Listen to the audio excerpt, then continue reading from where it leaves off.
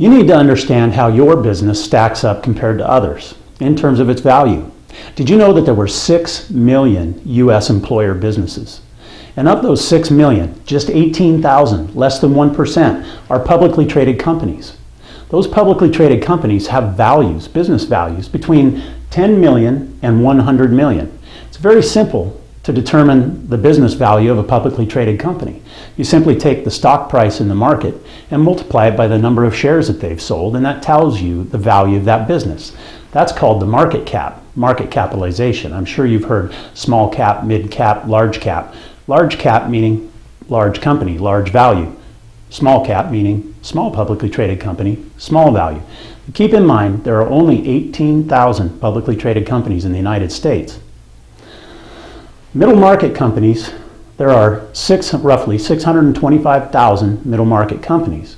And they are companies who have values between $2 million and $500 million. But the vast majority of U.S. businesses are Main Street businesses.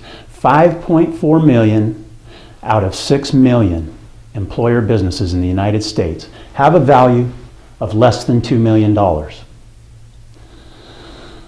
It's very important for you to understand where you fit in, because a lot of the strategies that you'll hear about that are important for exiting or selling a middle market company are not the same as for a Main Street company.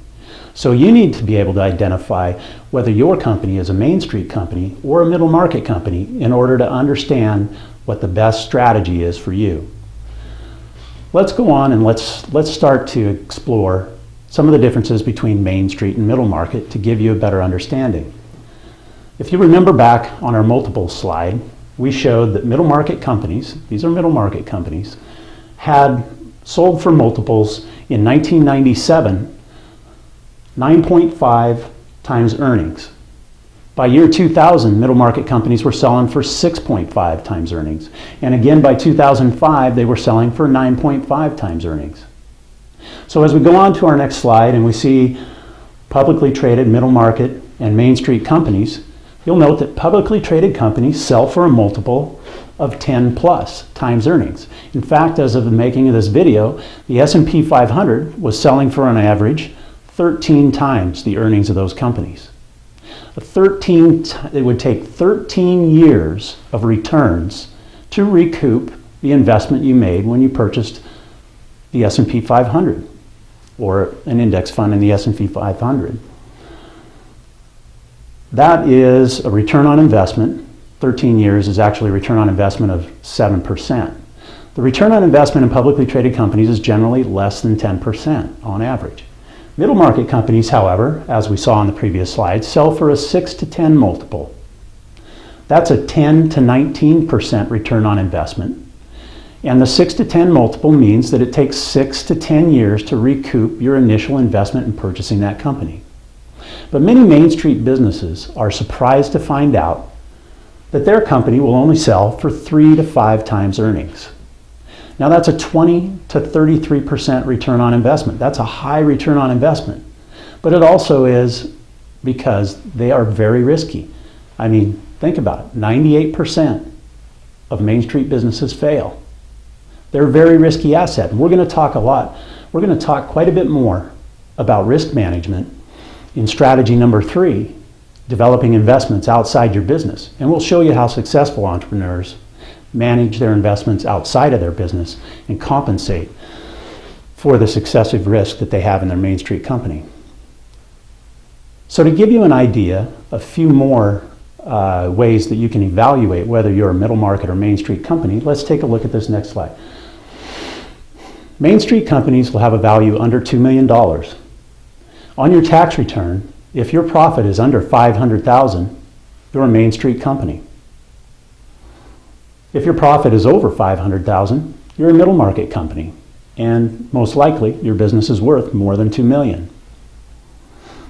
If you're a Main Street company, you will most likely have sales of under $4 million a year, and employees probably less than 20. Whereas if you're a middle market company, you will most likely have more than $4 million in annual sales and more than 20 employees. Keep in mind that 90% of all United States businesses that have employees are Main Street companies, and only 9% are middle market. Let's go on to the next slide and look at some of the key distinctions. On Main Street, the buyers will usually manage the business, whereas in middle market, the buyers don't want to manage the business. Middle market buyers are very sophisticated investment buyers. When they buy a business, they're not planning on going in and running that business. So the management team becomes a huge driver of value. A middle market business that doesn't have a management team in place that's going to stay with the company after the sale doesn't drive as much value. It's a value driver of business value. On Main Street, the buyers are usually going to manage the business, and therefore they don't see value in a management team. They plan to replace the management and run it themselves. But on Main Street, key employees can be very important. Employees that are instrumental to helping the operation go, who are not necessarily managing the business from day to day, but helping facilitate the operation and maintain its cash flows, can be very important. Another important key distinction is that the best sale of a middle market company is to a third-party buyer. Whereas on Main Street, the highest proceeds are normally obtained from an inside buyer. On Main Street, you'll probably get 5 times earnings from an inside buyer, whereas if you sell it through a broker to a third party, you'll probably wind up with 3 times earnings. In the middle market, if you sell to an insider, again, you only get 5 times earnings, whereas if you sell to a third party, you can use a competitive bid process through an investment banker to create competition, price competition for the purchase of your business and drive your multiple up into the 6 to 10 range. Some other key differences, the buyers on Main Street will normally use an SBA loan, and they have to have good credit. SBA financing is available for purchases of Main Street businesses and functions very well there. The buyers will have to have good credit, and on middle market companies, the buyers will generally have their own financing. SBA is not available because the values are too large, and the SBA limits say we'll only finance up to this point. The buyers in middle market companies are generally very sophisticated. The buyers on Main Street are generally very unsophisticated. When we say sophisticated versus unsophisticated, we mean the buyers in middle market are looking very specifically at the investment value and the investment return. The buyers on Main Street will sometimes look at things that don't specifically have to do with cash flow and think that they're very valuable in the purchase of that business. In strategy number 4, I'm going to go into great detail on exit, succession, purchase, and sale, and show you how your valuation works in helping you in that process. In strategy number 3, I'm going to show you how to value your business like an investment. To this point, what we've talked about is how a valuation analyst values a business, which is to a hypothetical average third-party buyer. In strategy number 3, I'm going to show you how to value your business like an investment to a specific buyer and what the value is to that specific buyer as an investment.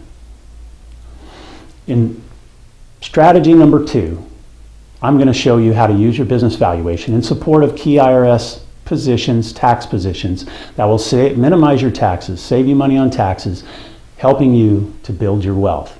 So please join me under strategy number 2, tax strategies that build your wealth. Thank you.